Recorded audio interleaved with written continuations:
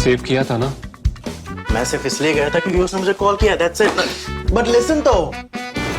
Save it for someone else. जिंदगी में save करना जरूरी है, मगर जब बात पैसों की हो, सिर्फ सेविंग से काम नहीं चलेगा। इक्विटी म्यूचुअल फंड्स में इन्वेस्ट कीजिए और अपने सेविंग्स को आगे बढ़ने का मौका दीजिए। Mutual fund investments are subject to market risks. Read all scheme-related documents carefully. China is the economic miracle of the 21st century. China is the world's second largest economy. It is the factory of the world. And in modern times, no country or no economy has seen the kind of turnaround in its fortunes like China. Even after the COVID pandemic hit the world, and we all know that it started in China, the Chinese economy bounced back and was among the least affected. But that story seems to be changing. Data coming out of China, and mind you, Chinese data is not always very reliable, or maybe the right word may not be reliable, but you don't know how much of it is actually credible, because China is not a very transparent country or a society or even an economy. But still we have to trust what is coming out of China, and the news is not good. All indicators point to some kind of deep economic crisis developing in China if it has not already developed and taken hold. And that is what we are going to discuss here today on Macro Sutra. Hello and welcome. I am YP Rajesh, Managing Editor at ThePrint, and I have Professor Radhika Pandey of the National Institute of Public Finance and Policy. And we are going to talk about what is going wrong in China and how does it matter. Hi Radhika. China, the world's second largest economy. Why does it matter? It's the second largest economy. It is one of the prime importers and exporters, particularly its construction business is such that it's one of the major sources of demand for a number of commodities like crude oil, metals, and so on. So if there is a recession in China, it will have an spillover impact on a number of countries, its trading partners. Also in terms of trade and investment, it will suffer. So China recession will have an impact on the countries that are dependent on China for their raw materials, industrial raw materials, for pharmaceutical inputs and so on. So definitely China's slowdown will have a bearing. So what are the worrying indicators that are coming out of China for us to say that, I mean, you use the word recession. So what are the indicators that are worrying? Because like I also mentioned, the transparency levels in China are not known to be very high. Absolutely. So given the transparency level, we look at some of the key indicators. The most important is the gross domestic product. And if we look at the GDP of China for the April to June quarter, it came out at 0.4% year-on-year growth, which means that in April to June of this year, the economy grew 0.4% as compared to the same quarter of last year. So that's one of, this is a sharp slowdown because we saw Chinese economy rebounding very sharply after the first wave of COVID. So in Jan to March of 2020, Chinese economy contracted by 6.8%, and since then it has been growing reasonably well. But for the last 2-3 quarters, we are seeing a slowdown due to a number of factors. But the key indicator that tells us that the Chinese economy is slowing down is the GDP. Also, its factory activity, what we in Indian parlance, we talk about the Index of Industrial Production, IIP. The IIP has also slowed down. The housing sector sales have slowed down. And given that in China, construction and housing is one of the main economic activity. So if housing sales slows down, it tells us something is wrong with the demand side of the economy. You mentioned the real estate construction sector as being very critical part of the economy of China. And in your piece published today, the link of which will be in the description of this video, you say that the real estate sector is among the most crucial sectors as it accounts for 1/3 of China's GDP. That is a huge number for a sector to account for 1/3 of the GDP. And you trace quite a bit of the crisis to that sector. Exactly. So, Chinese real estate sector has been facing some deep problems over the past 2-3 years, and that is owing to their own policies that they have adopted over the last 2-3 decades.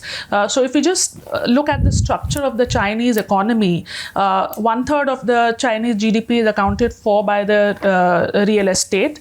Not only that, bank credit, a substantial portion of bank credit, almost 40% of bank credit goes to real estate and housing.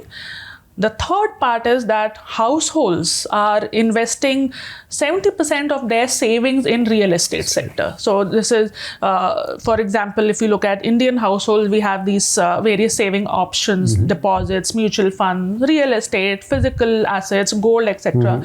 But in China, the policy environment is such that the other investment options are not that attractive. So most of the Chinese household savings are invested in the household sector. So that's the typical characteristic of the Chinese economy. Now, what has happened over the last 2-3 decades is that a lot of impetus has been given to the household sector. Banks have been encouraged to give loans to real estate developers, and the payment pattern is such that households give the payment upfront to the real estate developers. Now, real estate developers use that payment for something else, like for acquiring land or use in some other activities. And you take bank loans for this first real estate sector. So this was going on for quite some time, and this was resulting in something called the real estate boom. Everything was rising. Real estate prices were rising, housing prices were rising, credit to the housing sector was touching new highs, and there was this kind of a worry that now if something happens, this entire system is going to collapse. Also, another concern was that the entire bank credit was going to the real estate sector, and policymakers were thinking of some ways to do some kind of rationing, that bank credit needs to go for some other sectors also. So that was what was happening, that resulted in boom. And then in August 2020, they came up with a policy to restrict bank lending to real estate sector, which is called the 3 red lines policy.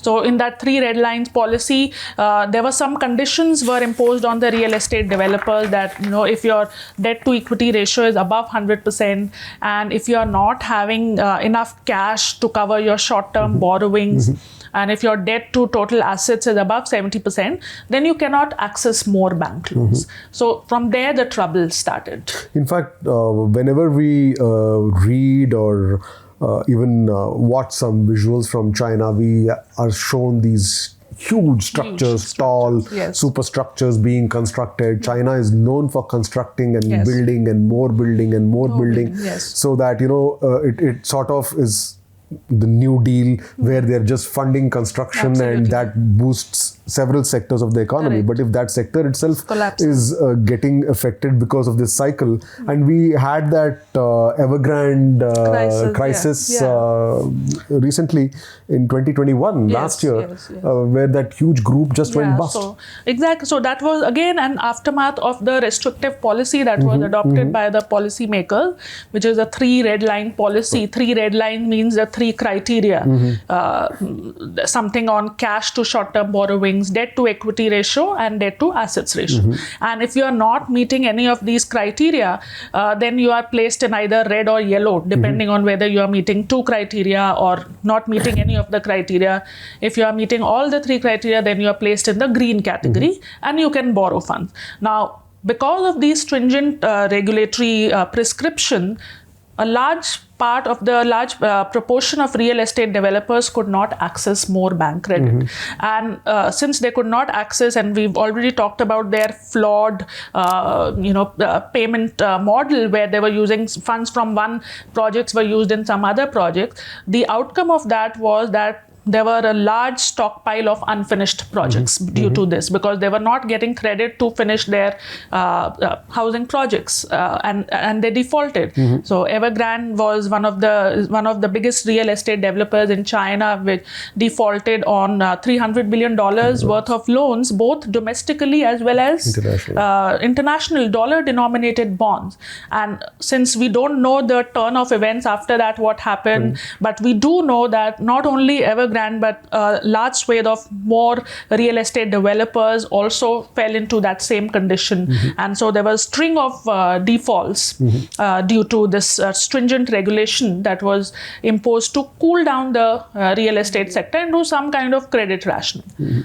I mean, that was interesting what you said. We don't know how the Evergrande crisis ended, Yes. because again, information gets blocked. Yes. The other key reason you point out, Radhika, is the zero COVID policy, which is basically no tolerance for COVID infections. If there is a outbreak, that has to be completely put down so that there are zero cases. So lockdowns, economic activity stops. Correct. How does that work? So there is a zero tolerance to COVID, and there are strings of lockdowns and prolonged lockdown. In addition, they have stringent quarantine policies. And the reasons for this is that even now, based on the data which is available, what comes out, even now, more than 38% of the senior citizens in China are not vaccinated, and they are not going in for mRNA vaccines, which are considered to be more effective. So because of these policies, the COVID cases are rising, and the population has not been able to develop immunity. So like here we say, learn to live with COVID. That kind of narrative has not gained steam in China. So whenever even there is one case, there is a complete lockdown, and that leads to a complete collapse of economic activity. Then therefore there is a ripple impact on unemployment, youth unemployment, also foreign investors, because they face a lot of problems, because they are not, if they have set up offices in say Shanghai, they are not able to visit the China offices because they have to first be in the hotel for 10 to 15 days to meet the stringent requirements. So that leads to a lot of problems, and therefore that is also one reason why the GDP is collapsing. And now they have this problem with the climate, record heat wave and severe drought. In fact, I was reading this report today about a province or a city in southwestern China where they had to shut off all public lighting in the night because the demand for electricity was so high for air conditioning. Yeah, because the temperatures have soared to above 40 degrees. There's demand for air conditioners that has led to power outages, and therefore now they're doing power rationing. They are allocating electricity from industries to households, and therefore again industry output is collapsing. The other concerning factor is that because of drought, the rivers are drying. So a lot of the cities that are based on hydroelectric power generation, they are suffering. Their industries are shut down, and shipping, logistics are all impacted because the rivers are drying. And plus the other worry has been that, China's geopolitical positions on things like Taiwan. Yes. There is fear that there might be conflict. Yes, so that's another geopolitical conflict brewing in addition to the Russia-Ukraine conflict.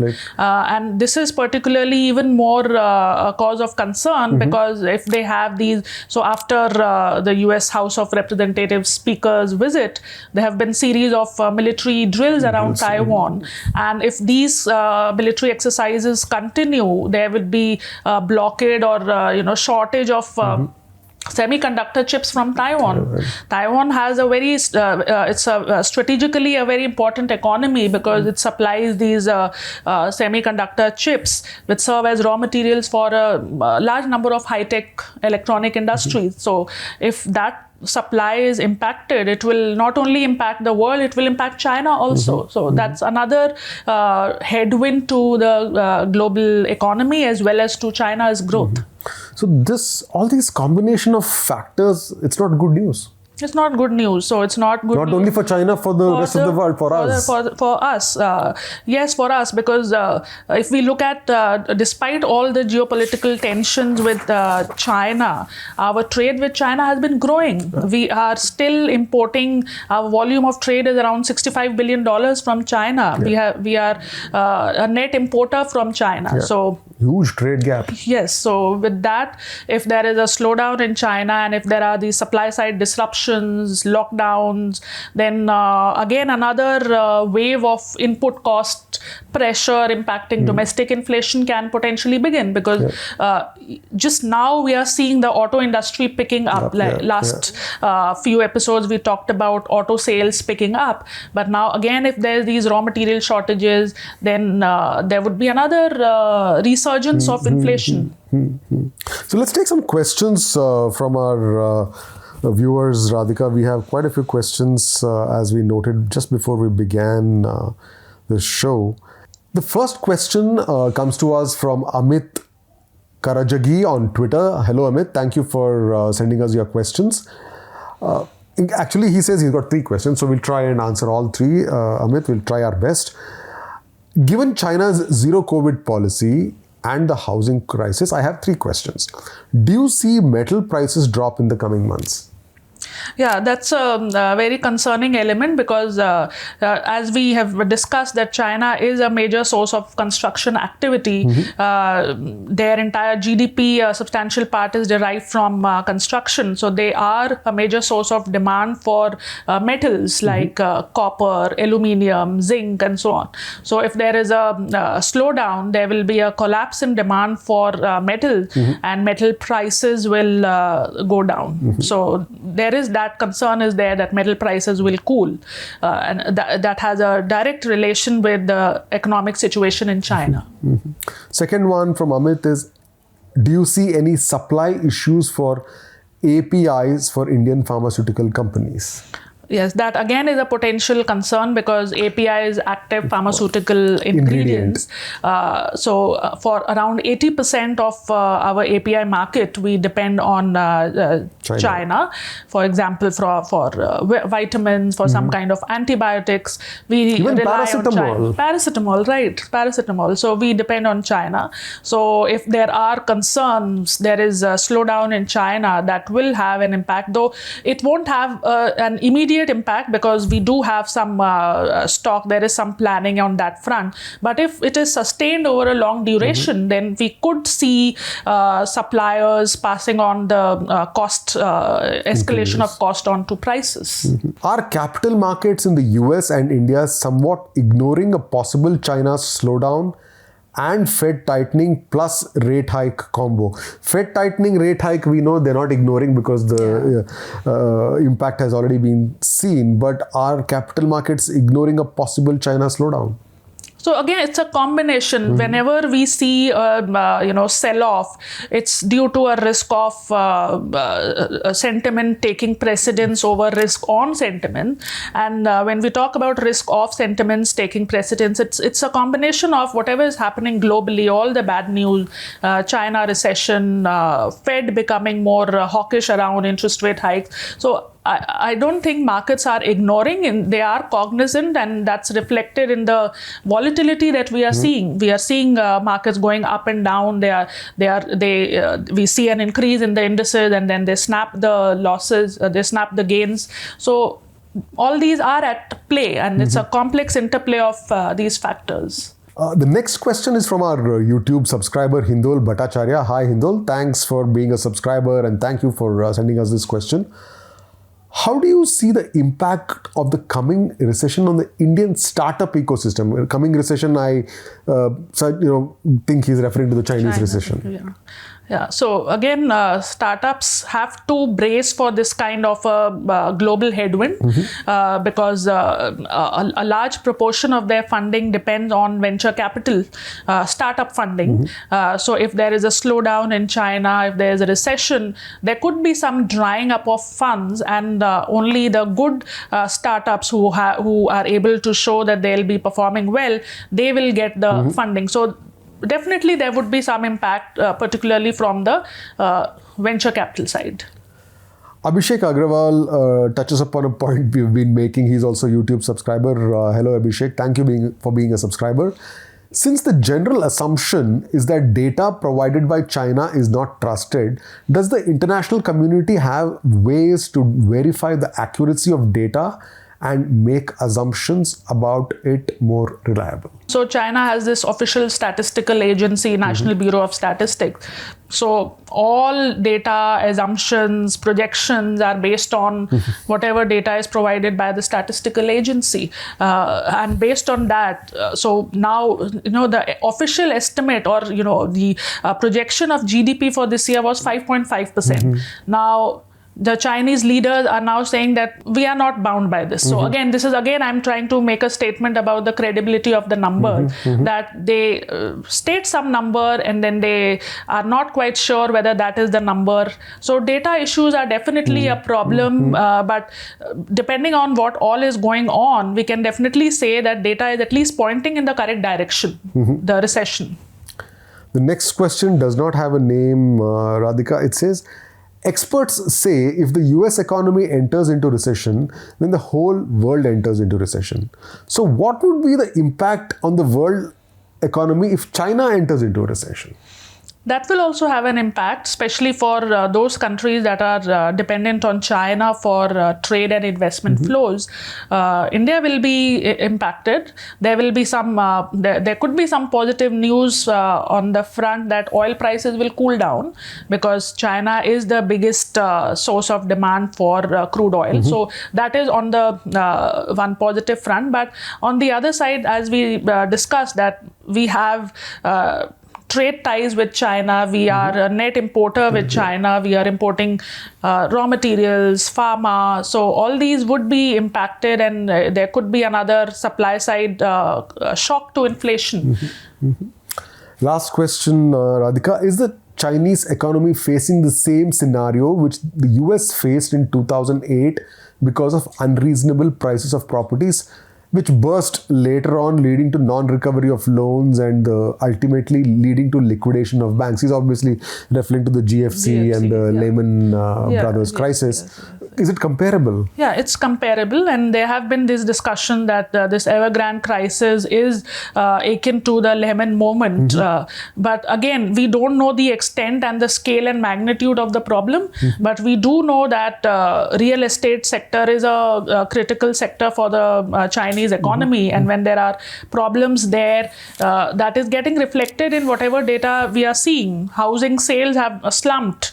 Housing sales have in fact contracted. We never saw such kind of a situation. So housing sales are going down. The real estate developers are facing strings of default. So the same kind of a situation where, there was a real estate boom and then suddenly there was a bust. The same kind of a situation, the same magnitude, the same story, the same kind of policy flip-flops are getting visible in China also. My last question to you, what is your gut feeling? I mean, is this something that will take longer than in the past for China to get ahead of? Because we keep hearing China mein ye ho raha hai, China mein wo ho raha hai. I believe there is this problem in China, but then suddenly things move on. It's like a headline that moves on. So what does your gut say about this latest turn of events? So the policies that they are adopting as of now, which is a series of interest rate cuts, by itself, that is not going to help, because unless the economy is opened up, people will not go out to buy houses and buy consumer durables or any such thing. So what they are doing is that they are trying to resolve this problem by interest rate cuts and by giving loans to real estate developers. Now, this is again a kind of a tightrope walk. They have to see how much they can do this much, because if they keep giving loans to real estate developers, this could again trigger the kind of a problem that we saw over the last 2-3 years. So what is important is slowly there should be a roadmap for opening up of the economy, vaccination, so that at least the demand starts picking up. Because right now what we are seeing is a crisis of confidence. Households are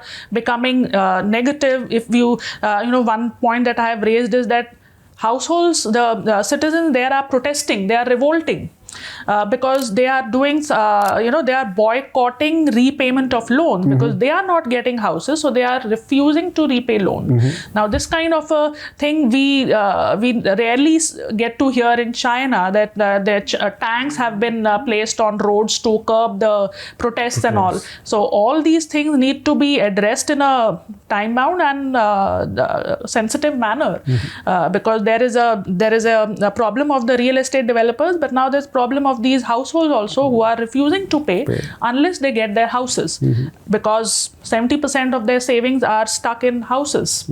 So all these things need to be resolved to ensure that we see China coming out of the slowdown. And let us also remember that there's a very crucial Chinese Communist Party plenary coming up later this year, where President Xi Jinping will want to try and get another 5 years, if not become president for life. So that's a very major political event coming in China. All of these things tie up into quite a naughty problem for China, KNOTTY, naughty problem. So we will keep track of what's happening there, and we will not just keep our eyes on the Indian economy, but we will also keep our eyes on what's happening in China. And if it so warrants, we will do another episode of Macro Sutra on China whenever there is a big development. Until then, please keep watching our other episodes of Macro Sutra. We will be back next week with another new episode. Have a good weekend and stay safe.